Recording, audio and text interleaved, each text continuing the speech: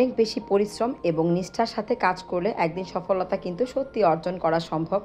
তবে যে পরিশ্রমের মধ্যে যে আপনার যে ইন্টেনশনটা থাকবে সেটা কিন্তু অবশ্যই ভালো হতে হবে এবং সৎ হতে হবে। অসৎ পথে কিন্তু কখনোই সফলতা অর্জন করা যায় না। আর যদিও অসফলতা অর্জন করেন তখন দেখবেন সেটা কিন্তু বেশি দিন দীর্ঘস্থায়ী থাকবে না। হ্যালো এভরিওয়ান, আসসালামু আলাইকুম। আমি শামসুন নাহার লালবাগ পুরান ঢাকা থেকে বলছি। লাইফ উইথ নাহার চ্যানেলের নতুন আরেকটি ব্লগ ভিডিও দেখার জন্য আপনাদের সবাইকে ওয়েলকাম করে শুরু করছি আমার আজকের ব্লগটা কিন্তু সকাল থেকে শুরু করেছি। সকালবেলা সায়ানের বাবা কিন্তু অলরেডি চলে গিয়েছে আর সামিন হচ্ছে এখনও ঘুমাচ্ছে। তো আমি আর সায়ান বসে আজকে একসাথে নাস্তা করে নিচ্ছি, যেহেতু শনিবারে ব্লগ ছিল। সায়ান কিন্তু সকালবেলা ঘুম থেকে উঠতে পারেনি, মানে শুক্রবার যেহেতু বিকেলবেলা ঘুমিয়েছে তাই রাতে একটু লেট করে ঘুমানোর কারণে সে সকালবেলা উঠতে পারেনি। আর শনিবার সকালবেলা মাদ্রাসাটা কিন্তু মিস হয়েছে।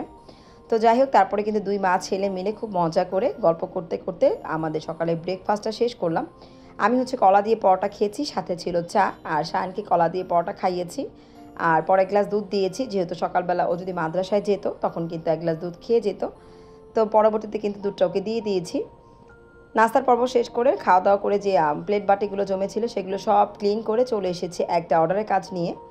আমার যে একটা ফেসবুক পেজ আছে কুরুশের তৈরি পণ্য, যেখানে আমি কুরুশের তৈরি বিভিন্ন প্রোডাক্ট নিয়ে কাজ করতে চাই। শুধু যে কুরুশের তৈরি প্রোডাক্ট নিয়ে কাজ করব তা কিন্তু না। কুরুশের বিভিন্ন প্রোডাক্ট তৈরি করতে আমাদের যে উপকরণগুলো প্রয়োজন হয়, যেমন বিভিন্ন ধরনের সুতা, কাটা, কাটার, তো বিভিন্ন ধরনের প্রোডাক্ট উপাদানগুলো যেগুলো আর কি সরঞ্জাম, সেগুলো কিন্তু আমি এই পেজে সেল করব।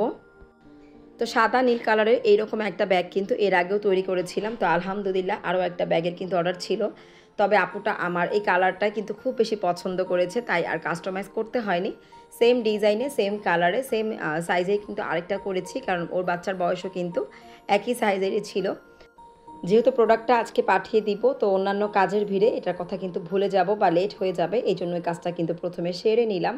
তো আলহামদুলিল্লাহ কুরুশের তৈরি পণ্য আমার যে ফেসবুক পেজ, এটা কিন্তু তার প্রথম ডেলিভারি। তো আমি কিন্তু মহা খুশি। ছোট্ট একটা ব্যাগ হলেও এর দিয়ে কিন্তু আমার যাত্রা শুরু হলো। তো আলহামদুলিল্লাহ আপনাদের সবার কাছে হচ্ছে দোয়া চাই, যাতে আল্লাহ চাই আমার এই পেজটাকে আমি সুন্দর মতো একটু দাঁড় করাতে পারি। তো যাই হোক, তারপরে কিন্তু কিচেনে চলে এসেছি।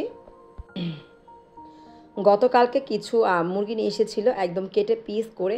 তো সেগুলোকে হচ্ছে বিরিয়ানির জন্য কিছুটা আমি ম্যারিনেট করে রাখবো। এই মাংসগুলোকে যদি বিরিয়ানি করার জন্য ম্যারিনেট করে রাখি, তখন দেখা যায় যে জলদি সামিনের স্কুলের টিফিন আর সায়ানকে খাওয়াতে আমার খুব বেশি সহজ হয়ে যায়। যেমন আমি কিন্তু সকালবেলা আজকে এই মাংস দিয়ে অলরেডি অল্প কিছু বিরিয়ানি রান্না করে সামিনকে টিফিনে দিয়ে দিয়েছি। আর সায়ান মাদ্রাসা থেকে আসার পরে সায়ানকে কিন্তু খাইয়েছি। অনেক বেশি ব্যস্ততার মাঝে মাঝে মাঝে কিন্তু ঘরের যে কিছু বাজার শেষ হয়ে যায় সেটা কিন্তু আনতেও একদম ভুলে যাই। আজকে যখন বিরিয়ানির জন্য মাংসটা ম্যারিনেট করছিলাম তখন দেখলাম আমার ঘরে কিন্তু সয়া সসটা একদম ছিল না। বিরিয়ানির মশলাটা ছিল, তবে খুব অল্প পরিমাণ ছিল। তো এটা কিন্তু পরবর্তীতে আমাকে আনতে হবে। তো ঘরে থাকা এখন যে উপকরণগুলো ছিল সেগুলোকে দিয়ে এই মাংসটাকে আমি খুব ভালো করে ম্যারিনেট করে ডিপে রেখে দিব, যাতে করে যখন আমার বাচ্চাদের টিফিনের জন্য দরকার হবে চটজলদি কিন্তু আমি বের করে এটাকে খুব সুন্দর করে রান্না করে টিফিনে সার্ভ করতে পারবো। আর দেখা যায় কি, সায়ানের বাবা তো দুপুরবেলা বাসায় খাওয়া দাওয়া করে না। তো একটু পরিমাণ যদি বেশি রান্না করি ওদের দুই ভাইয়েরও হয়ে যায়, পাশাপাশি আমারও কিন্তু খাওয়া দাওয়া হয়ে যায়। তো এই জিনিসগুলো আগে যদি একটু করে রাখি আমার জন্য কিন্তু খুব বেশি উপকার হয়। ভিডিওর এই পর্যায়ে যারা আমার সাথে আছেন প্লিজ একটা লাইক দিয়ে ভিডিওটা কন্টিনিউ করবেন। যারা আমার চ্যানেলটিতে আজকে নতুন ভিজিট করছেন বা অনেক আগে থেকে আমার ভিডিও দেখছেন তবে এখনও চ্যানেলটিকে সাবস্ক্রাইব করা হয়নি, ইনশাল্লাহ আশা রাখছি ভিডিও দেখতে দেখতে কোনো একদিন কিন্তু আমার চ্যানেলটিকে সাবস্ক্রাইব করে আমার পাশেই থাকবেন। আমার যে ভিডিওগুলো সেগুলোকে যদি আমি অ্যানালাইজ করতে যাই তখন দেখি সাবস্ক্রাইবারের থেকে তুলনায় নন যে সাবস্ক্রাইবার আছে তাদের ভিউ সংখ্যা অনেক বেশি। তো ইনশাল্লাহ আমি কিন্তু অনেক আশাবাদী এই নন সাবস্ক্রাইবার যারা আছেন তারা কিন্তু ধীরে ধীরে আমার চ্যানেলটিকে সাবস্ক্রাইব করে অবশ্যই আমাকে সাপোর্ট করবেন। আর অলরেডি এই কাজগুলো আপনারা যারা করে ফেলেছেন আপনাদের সবাইকে জানাই অসংখ্য অসংখ্য ধন্যবাদ। বিরিয়ানির জন্য যে মাংসগুলো ম্যারিনেট করেছি দুইটা বক্সে কিন্তু আমি খুব সুন্দর করে অর্ধেক অর্ধেক করে রেখে দিয়েছি। আর এখানে কিছু আমি মাংস আলাদা রেখেছিলাম, চিকেনের একটা নতুন রেসিপি করব। এই রেসিপিটা কিন্তু বাইরে খাওয়া হয়, তবে আমি ঘরে কখনো তৈরি করিনি। তো চিন্তা করছি রেসিপিটা মঙ্গলবার দিন করব, কারণ সেদিন হচ্ছে সায়ানের বাবা বাসায় থাকে। তো সেদিন কোনো স্পেশাল কিছু করতে সত্যিই ভালো লাগে। তবে সায়ানের বাবার যেদিন অফ ডে থাকে সেদিন বাচ্চাদের অফ থাকে না। আর বাচ্চাদের অফ না থাকার কারণে আমিও কিন্তু তেমন একটা অফ টাইম পাই না, তাই খুব বেশি কষ্ট হয়ে যায়। তো এই জন্য আগে থেকে প্রিপারেশন নিয়ে রাখছি, সেদিন মঙ্গলবার দিন খুব তাড়াহুড়ো না হয়। চিকেনগুলোর ভিতরে যাতে মশলাগুলো খুব সুন্দর করে সেট আপ হয়ে যায়, তার জন্য মাঝখানে কিন্তু আমি হালকা করে একটু চিড়ে নিয়েছি। এতে করে মাংসের ভিতরে কিন্তু কাঁচা কাঁচা কোনো ভাব থাকবে না বা অর্ধসিদ্ধ কোনো ভাব থাকবে না। সবগুলো উপকরণ আমি যেগুলো এখানে ইউজ করেছি সব কিছু কিন্তু খুব ভালো করে মিশে যাবে। আমি কিন্তু এখানে তেমন বেশি কোনো উপকরণ ব্যবহার করিনি। এখানে আদা রসুনের পেস্ট দিয়েছি আর কিছুটা শুকনো মরিচের গুঁড়া, লবণ, এগুলো দিয়ে কিন্তু আমি খুব সুন্দর করে ম্যারিনেট করে নিয়েছি। তবে চিলি ফ্লেক্সের শুকনা মরিচের যে পরিমাণটা সেটা কিন্তু অনেকটা কম দিয়েছি। আপনারা চাইলে ঝাল বুঝে এটা কিন্তু বাড়িয়ে কমিয়ে নিতে পারেন। যেহেতু আমার সায়ান বাবাটা খাবে আর ও কিন্তু তেমন একটা ঝাল খেতে পারে না, তাই আমি কিন্তু মরিচের পরিমাণটা একটু কমিয়ে দিয়েছি। আর এই তো দেখেন, এই দুইটা কাজ করতে গিয়ে এখানে আমার কতগুলো হাঁড়ি পাতিল নোংরা হয়েছে। এখন সবগুলো হাঁড়ি পাতিল কিন্তু খুব ভালো করে ক্লিন করে নিচ্ছি। সকালে নাস্তা করার পর যখন দেখলাম যে বাইরে প্রচুর রোদ ছিল, তো ডেলিভারি যে পার্সেলটা ছিল সেটাকে রেডি করার আগে আমি কিন্তু এই যে কাঁথাটাকে খুব সুন্দর করে গরম পানি দিয়ে ভিজিয়ে রেখেছি। আর এই তো কিচেন ক্লিন করার পর কিন্তু এটাকে ধুয়ে আমি আগে ছাদে দিয়ে এসেছি, কারণ যেহেতু এখনকার সিজনটা তেমন একটা ভালো না।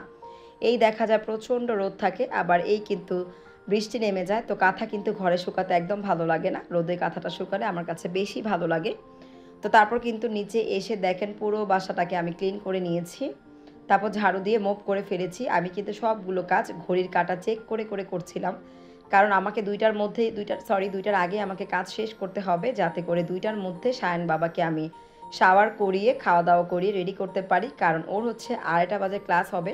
তো 2:30 যেহেতু ক্লাস, অন্তত 10 মিনিট আগে আমাকে ওখানে পৌঁছাতে হবে, আর তারও অন্তত 10 মিনিট আগে আমাকে বাসা থেকে বের হতে হবে।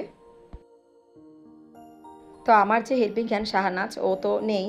তো কাজগুলো করতে সত্যি কষ্ট হচ্ছে, তবে টাইম মতো কাজগুলো শেষ করতে পারাতে আনন্দও কাজ করছে, মানে মনের মধ্যে একটা আত্মতৃপ্তি কাজ করছে। কারণ দেখা যায় ওর আশায় অনেক সময় সব কাজগুলো গুছিয়ে আমি কিন্তু শায়ানকে নিয়ে মাদ্রাসায় চলে যাই, মানে ওর জন্য বসে থাকতে আমার এত বেশি বিরক্ত লাগে। তো এখন কষ্ট হলেও আলহামদুলিল্লাহ সময় মতো কাজগুলো শেষ করে আবার সময় মতো কিন্তু আমি শাওয়ার করতে পারছি, নামাজ পড়তে পারছি বা আমার অন্যান্য সব কাজ করে নিতে পারছি। তো আমি তো চাইছিলাম সামনের মাসের 1 তারিখ থেকে শাহনাজকে আবার কাজে জয়েন করব। তো আজকে আমার বাসায় এসেছিল, দেখা করে গেল, বলছে যে আপা আমাকে আরও 1 মাস ছুটি দেন। 2 মাস হলে তো অনেক ভালো হয়, তবে 2 মাস যদি নাও দেন 1 মাস ছুটি দেন। তো আমি একটু বুঝিয়ে বললাম যে দেখো সত্যি আমার খুব কষ্ট হচ্ছে কাজগুলো করতে, যেহেতু শায়ানকে নিয়ে খুব দৌড়াদৌড়ি করতে হয়, তারপরে ইউটিউবে কাজ করতে হয়, পাশাপাশি আমার যে পুরুষের কাজটা সেটাতেও সময় দিতে হয়, যার জন্য সত্যি অনেক বেশি কষ্ট হয়ে যায়।